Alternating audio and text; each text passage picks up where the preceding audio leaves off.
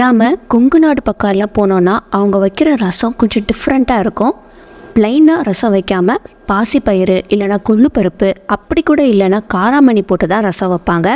இன்றைக்கி நாம் பாசிப்பயிறு போட்டு கொங்கு நாடு ஸ்டைலில் ரசம் எப்படி வைக்கிறதுன்னு பார்க்கலாம் வாங்க. அரை கப்பு பாசிப்பயிரை ஒரு அரை மணி நேரம் கிட்ட ஊற வச்சு எடுத்து வச்சுக்கோங்க. கூடவே ஒரு முழு தக்காளி நறுக்காமல் அப்படியே முழுசாக சேர்த்துக்கோங்க.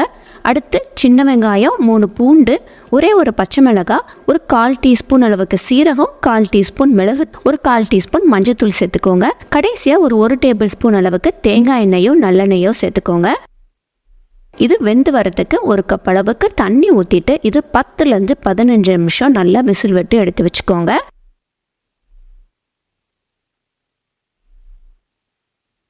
பயிறு இப்போ நல்லா வெந்து வந்துருச்சு. அந்த தக்காளியை அப்படியே ஒரு கிண்ணத்தில் தனியாக எடுத்து வச்சுருங்க.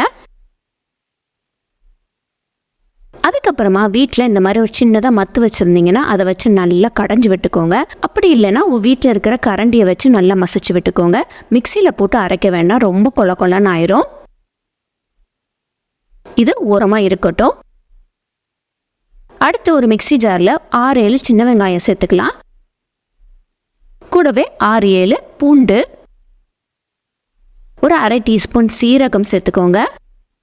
ஒரு அரை டீஸ்பூன் மிளகு, அரை டீஸ்பூன் மல்லி விதை சேர்த்துக்கோங்க.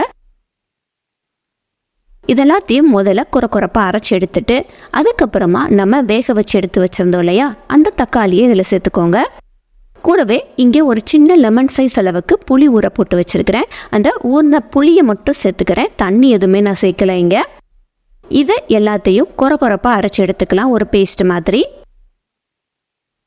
ரசத்துக்குங்கிறனால ரொம்ப பேஸ்ட்டாக அரைக்காமல் இந்த மாதிரி கொத்தாக அரைச்சி எடுத்துக்கிட்டிங்கன்னா நல்லாயிருக்கும். ஒரு கடாயில் ஒரு அரை டீஸ்பூன் அளவுக்கு நெய் விட்டுக்கோங்க. இந்த ரசத்துக்கு நெய் விட்டு நம்ம தாளித்தோன்னா ரொம்பவே மணமாக இருக்கும். நெய் சூடேறையும் ஒரு அரை டீஸ்பூன் சீரகம் சேர்த்துட்டு ஒரு காய்ந்த வெத்தலை கிள்ளி போட்டுக்கலாம். கூடவே வாசத்துக்காக கருவேப்பிலை. இதை லைட்டாக சாட்டே பண்ணிவிட்டு நம்ம மசிச்சு வச்சுருந்த பாசிப்பயிரை சேர்த்துக்கலாம். இதில் நான் பாதி தான் சேர்க்குறேன், மீதி பாதியை குழம்புக்கு எடுத்து வச்சுருக்கிறேன். குழம்பு ரெசிபி இன்னொரு வீடியோவில் நான் கண்டிப்பாக ஷேர் பண்ணுறேன். இதோட ஒரு 1.5 கப் அளவுக்கு தண்ணி விட்டுக்கலாம். இதை நல்லா ஒரு தடவை கலந்து விட்டுட்டு நம்ம அரைச்சி வச்சுருந்த பேஸ்ட்டையும் இதில் சேர்த்து விட்டுறலாம். இதில் உங்களுக்கு பாசிப்பயிரை டைரெக்டாக நீங்கள் சேர்க்கும் போதில் எனக்கு ரொம்ப கேஸ் பிடிக்கும் அப்படின்னு நீங்கள் நினச்சிங்கன்னா பாசிப்பயிரை வேக வைக்கும் போதுலேயே கூட கொஞ்சம் தண்ணி ஊற்றி வேக வச்சு அந்த தண்ணியை மட்டும் இருத்து நீங்கள் சேர்த்துக்கலாம். இந்த மாதிரி பாசிப்பயிரை மசிச்சு போடாமல். அடுத்து ரசம் கொதிக்கிறதுக்கு முன்னாடியே பெருங்காயத்தூள் சேர்த்துக்கோங்க.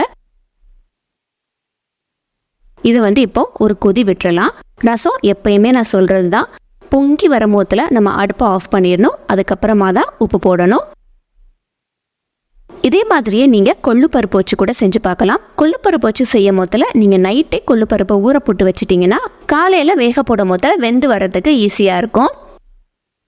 இப்போ அடுப்பை ஆஃப் பண்ணிவிட்டேன். உப்பு போட்டு கொஞ்சமாக மல்லியிலை தூவி இறக்கிட்டோன்னா சூப்பரான கொங்கு நாடு ஸ்டைலில் நமக்கு ரசம் ரெடி ஆயிரும். இதை கண்டிப்பாக உங்கள் வீட்டில் ட்ரை பண்ணி பாருங்கள். லெமன் ரசம், புளி ரசம் செஞ்சுருப்பீங்க.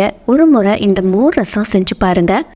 வறுத்து அரைச்சி போட்டு செய்கிற இந்த ரசம் டேஸ்ட்டு ரொம்பவே சூப்பராக இருக்கும். கண்டிப்பாக ஒரு முறை ட்ரை பண்ணி பாருங்கள். முதல்ல ஒரு சின்ன பவுலில் நல்லா புளிச்ச தயிராக 1 கப் அளவுக்கு எடுத்துக்கோங்க. அதை நல்லா விஸ்க் பண்ணி விட்டுக்கோங்க. க்ரீமியாக ஆகிற வரைக்கும் விஸ்க் பண்ணிக்கோங்க. இதில் ஒரு 1/4 டீஸ்பூன் அளவுக்கு பெருங்காயத்தூளும் 1/4 டீஸ்பூன் மஞ்சள் தூளும் கலந்து விட்டுக்கோங்க. கூடவே இந்த தயிருக்கு மட்டும் தேவையான அளவு உப்பு போட்டு ஒரு 1.5 கப்பு தண்ணி ஊற்றிக்கோங்க. இதை ஒரு முறை நல்லா கலந்து விட்டுறலாம். 1/4 டீஸ்பூன் மஞ்சள் பொடி பத்தலைன்னா நீங்கள் கூட கொஞ்சம் கூட போட்டுக்கலாம்.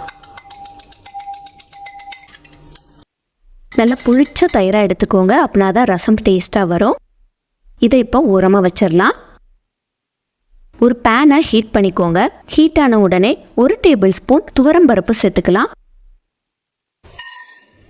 1 டீஸ்பூன் மிளகு சேர்த்துக்கோங்க.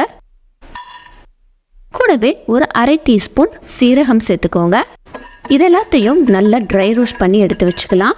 நல்லா பொன்னரமாக ஆகிற வரைக்கும் வறுத்து வச்சுக்கோங்க. இந்த அளவுக்கு.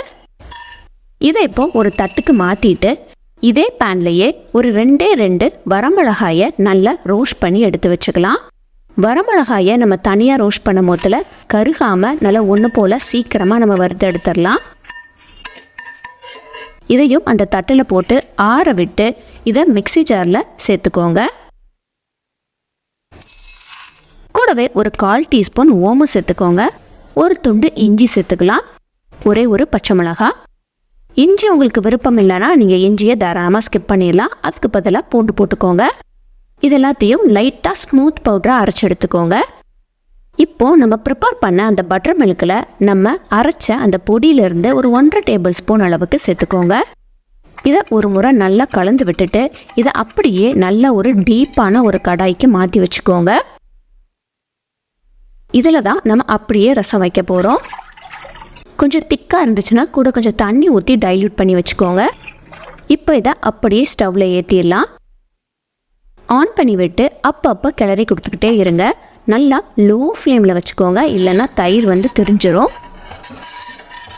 இப்போது ஓரளவுக்கு ஒரு மாதிரி கொதிச்சு வர சமயத்தில் நம்ம அடுப்பை ஆஃப் பண்ணிடணும். ரொம்ப கொதி விட்டுட்டோன்னா தயிர் திரியாக ஆகிடும். இப்போது இதுக்கு ஒரு சின்ன தாளிப்பு கொடுத்துடலாம். 1 டேபிள் ஸ்பூன் நெய் விட்டுக்கோங்க. 1 டீஸ்பூன் கடுகு பொரியவும் ஒரு 1/2 டீஸ்பூன் சீரகம் சேர்த்துக்கோங்க. ஒரு 1/4 டீஸ்பூன் வாசத்துக்கு வெந்தயம் சேர்த்துக்கலாம். ஒரு காய்ந்த வத்தல், கொஞ்சமாக கருவேப்பிலை இலை. லைட்டாக நெய்யில் வதக்கி விட்டுட்டு இந்த தாளிப்பை அப்படியே ரசத்தில் சேர்த்துருங்க. அவ்வளோதான், ஒரு சூப்பரான மோர் ரசம் ரெடி பண்ணியாச்சு. கண்டிப்பாக வீட்டில் ட்ரை பண்ணி பாருங்கள். ரசப்பொடி இல்லாமல், பருப்பு இல்லாமல், கிராமத்து ஸ்டைலில் செலவு ரசம் எப்படி பண்ணுறதுன்னு தெரிஞ்சுக்கலாம் வாங்க. இந்த ரசத்துக்கு நீங்கள் மண் பாத்திரம் வீட்டில் வச்சுருந்தீங்கன்னா கண்டிப்பாக அதை யூஸ் பண்ணிக்கோங்க. 1 டேபிள் ஸ்பூன் நல்லெண்ணெய் விட்டுட்டு அதில் 5 சின்ன வெங்காயம், ஒரு 5-6 பூண்டு பல், கொஞ்சமாக கருவேப்பிலை இலை, அப்புறம் காரத்துக்கு 2 வத்தலை, காஞ்ச வத்தலை கிள்ளி போட்டுக்கோங்க. கொஞ்சம் பொன்னிறமாக வெங்காயம் ஆகிற வரைக்கும் வதக்கி விட்டுட்டு 1 டீஸ்பூன் சீரகம், அடுத்து 1 டீஸ்பூன் மிளகு சேர்த்துக்கோங்க. கூடவே 1 டீஸ்பூன் மல்லி விதையும் சேர்த்துக்கலாம். போட்ட சீரகம், மிளகு, மல்லி விதை எல்லாமே நல்லா பொரிஞ்சு வர வரைக்கும் எண்ணெயில் வறுத்து எடுத்துக்கோங்க. எந்த அளவுக்கு பொன்னிறமாக வறுத்து எடுத்துக்கோங்க. இது நல்லா ஆறுனதுக்கப்புறமா மிக்ஸி ஜாரில் சேர்த்து இதை நல்லா ஒரு பேஸ்ட்டாக அரைச்சி எடுத்துக்கலாம். முதல்ல தண்ணி எதுவும் ஊற்றாமல் கொரப்பாக அரைச்சி எடுத்துகிட்டு வந்துடலாம். அதுக்கப்புறமா இதில் கொஞ்சமாக தண்ணி விட்டு நல்லா பேஸ்ட்டாக அரைச்சி எடுத்துக்கோங்க. அப்படின்னா தான் உங்களுக்கு நல்லா மையாக அரைச்சி வரும். நல்லா ஸ்மூத்தாக அரைச்சாச்சு. இது இப்போது ஓரமாக இருக்கட்டும். அடுத்து மசாலா வறுத்த அதே கடாயிலேயே 1 டீஸ்பூன் அளவுக்கு எண்ணெய் விட்டுக்கோங்க. எண்ணெய் காஞ்சதும் 1/4 டீஸ்பூன் அளவுக்கு கடுகு சேர்த்துக்கோங்க. அடுத்து ஒரு கொத்து கருவேப்பிலை. கடுகு பொரியவும் இங்கே சின்ன வெங்காயத்தை நறுக்கி வச்சுருக்கிறேன், அதை சேர்த்துக்கலாம். லைட்டாக வதக்கி விட்டுட்டு இது கூட ஒரு பெரிய சைஸ் தக்காளியை சின்னதாக நறுக்கி சேர்த்துக்கோங்க. தக்காளி மசிகிறதுக்கு கொஞ்சமாக உப்பு போட்டு தக்காளியை மசிய வதக்கி விட்டுக்கலாம். ரொம்ப மசியணும் தேவையில்லை, கொஞ்சம் முழிச்சிட்டு இருந்தால் கூட ஓகே தான். இதில் நம்ம அரைச்சதை சேர்த்து ஒரு வதக்கி விட்டுக்கலாம். ஒரு 2 நிமிஷம் வதக்கி விட்டுக்கோங்க. அதுக்கப்புறமா இதில் ஒரு 2 கப் அளவுக்கு தண்ணி ஊற்றிடலாம். தண்ணி கொஞ்சம் தாராளமாகவே ஊற்றிக்கோங்க. ஒரு நெல்லிக்காய் அளவுக்கு புளியை ஊற வச்சு கரைச்சி வச்சுருக்கிறேன், அதையும் சேர்த்துக்கலாம். ஒரு தடவை கலந்து விட்டுட்டு இதில் 1/4 டீஸ்பூன் அளவுக்கு மஞ்சள் தூள், கொஞ்சமாக மல்லி இலை, அப்புறம் இதுக்கு தேவையான அளவு உப்பு. ஏற்கனவே உப்பு போட்டிருக்கோம் நம்ம, அதுக்கு ஏற்றாப்புல போட்டுக்கோங்க. கொஞ்சமாக பெருங்காயத்தூள். எல்லாத்தையும் ஒரு தடவை நல்லா கலந்து விட்டுட்டு ஒரு கொதி விட்டுறலாம்.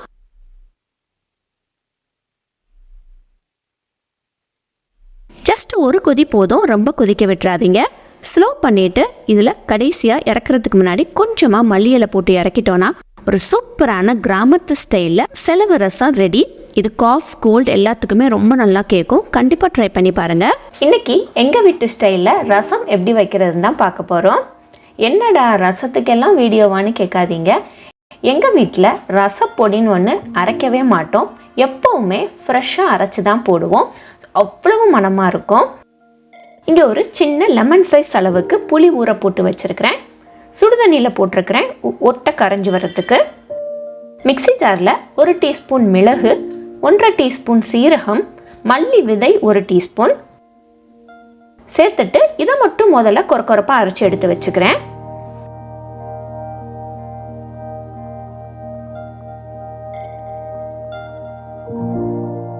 பிறகு இதோட 3 பல்லு பூண்டு, இது வந்து பரும்பூடுனால நான் 3 பல்லு தான் போட்டிருக்கிறேன். சின்ன பூண்டாக இருந்துச்சுன்னா ஒரு 4-5 கூட சேர்த்துக்கலாம். கூடவே ஒரு கொத்து கருவேப்பிலை, இதையுமே நல்லா கொரப்பாக அரைச்சி எடுத்துக்கிறேன். பூண்டை தோலோட தான் சேர்க்கணும், அப்படின்னா தான் ரசத்துக்கு நல்ல மனம். இதுதான் நம்ம ஃப்ரெஷ்ஷாக அரைச்ச ரசப்பொடி. முதல்ல புளியை கரைச்சி வச்சுக்கிறேன். இன்னைக்கு புளி கொஞ்சம் அதிகமாக எடுத்துக்கிட்டனால தக்காளி வந்து நான் பெங்களூர் தக்காளி தான் எடுத்துக்கிறேன். அந்த காம்பு பகுதியை கட் பண்ணிட்டு 4 நறுக்கி வச்சுக்கிறேன்.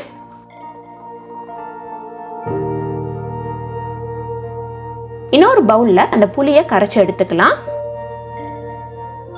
சுடுதண்ணியில் போட்டனால ஒரே தடவையிலேயே நல்லா ஒட்டை கரைஞ்சி வந்துருச்சு. இல்லைன்னா நீங்கள் ஒரு 2-3 தடவை கரைச்சி ஊற்றிக்கலாம்.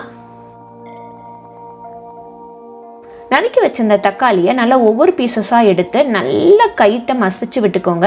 உங்களால் எவ்வளோ தூரம் நல்லா மசிக்க முடியுமோ அந்த அளவுக்கு மசிச்சு விட்டுக்கோங்க. அடுத்து நம்ம அரைச்சதை சேர்த்துக்கலாம். கூடவே கொஞ்சம் தண்ணி,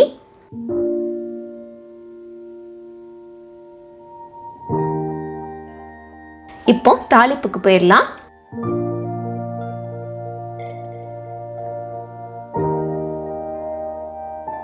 எண்ணெய் வந்து ரசத்துக்கு ரொம்ப கம்மியாக ஊற்றணும். 1 டீஸ்பூன் அளவுக்கும் கம்மியாக ஊற்றணும்.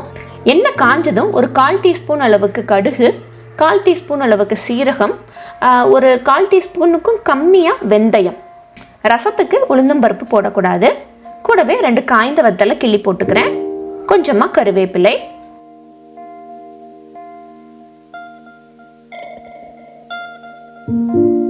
சீரகம் நல்லா பொரிஞ்சு வரையும் நம்ம கரைச்சி வச்சிருந்ததை சேர்த்துடலாம்.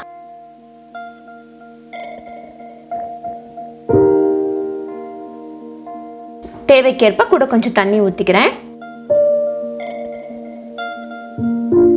அடுத்து ஒரு 1/4 டீஸ்பூன் அளவுக்கு மஞ்சள் தூள், கூடவே ஒரு 1/4 டீஸ்பூன் அளவுக்கு பெருங்காயத்தூள். இதெல்லாத்தையும் ஒரு தடவை நல்லா கலந்து விட்டுட்டு ரசத்தை வந்து நம்ம கொதிக்க விடக்கூடாது. நல்லா பொங்கி வரும்போதுல, அதாவது முறக்கூடி வரும்போதுல நம்ம உப்பு போட்டு ஆஃப் பண்ணிடணும். உப்பு போட்டதுக்கப்புறம் ரசம் கொதிக்கவே கூடாது. கடைசியாக கொஞ்சமாக கொத்தமல்லி இலையை போட்டு ஒரு தட்டு போட்டு மூடி வச்சுட்டேன். ஒரு 5 நிமிஷம் வாக்கில் அது அப்படியே இருக்கட்டும். அவ்வளவுதான், சூப்பரான ரசம் ரெடி பண்ணியாச்சு. இனிமே நீங்களும் இப்படி ரசம் வச்சு பாருங்க. ஒரு தட்டு சோறானாலும் ஒரே நிமிஷத்துல காலி ஆயிடும். தேங்க்யூ, தேங்க்ஸ் ஃபார் வாட்சிங்.